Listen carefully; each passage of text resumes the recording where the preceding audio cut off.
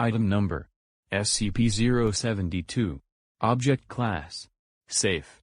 Special Containment Procedures: all known instances of SCP-072 are to be contained in a 3.5 by 4 meter holding cell. Access is allowed only during authorized testing procedures. Without prior approval from Senior Researcher Grant, no materials created for the purpose of being slept on are to be introduced into a 15-meter vicinity of the holding cell. Description: instances of SCP-072 were first discovered in an apartment building in Michigan, after 2 local media reports on SCP-072's effects caused a local panic which drew the attention of embedded Foundation agents. SCP-072 is a shadowy and translucent projection which resembles a 0.9-meter-long hand, the fingers of which taper to a sharp point. Detailed recording of SCP-072 is difficult, as it does not manifest at light levels above 5 lux. Instances of SCP-072 have only been observed to manifest when a human, hereafter referred to as the subject, enters REM sleep while located in a bed infected by SCP-072 and leaves a foot or feet exposed to open air.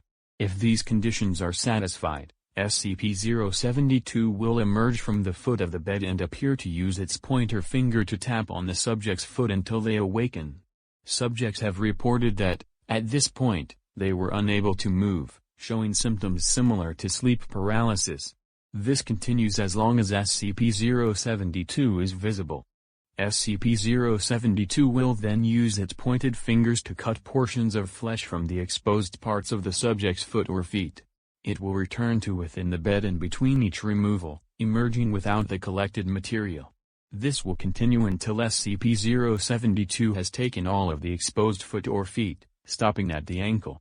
Though subjects exposed to SCP-072 report this process to be immensely painful, its paralytic effects render them unable to scream or call for help. It is unknown if manifestations of SCP-072 feed on the collected material or use them for some other purpose. As long as the wounds are properly treated, SCP-072's effects are not fatal, but have been observed to cause psychological damage relating to sleep in the future. There is also a secondary effect. Any bed within an approximately 10-meter vicinity of a bed which manifests the effects of SCP-072 will also host an instance of SCP-072. Destruction of a bed affected by SCP-072 reveals no anomalous materials and no trace of biological material removed from subjects. Addendum: list of known SCP-072 objects.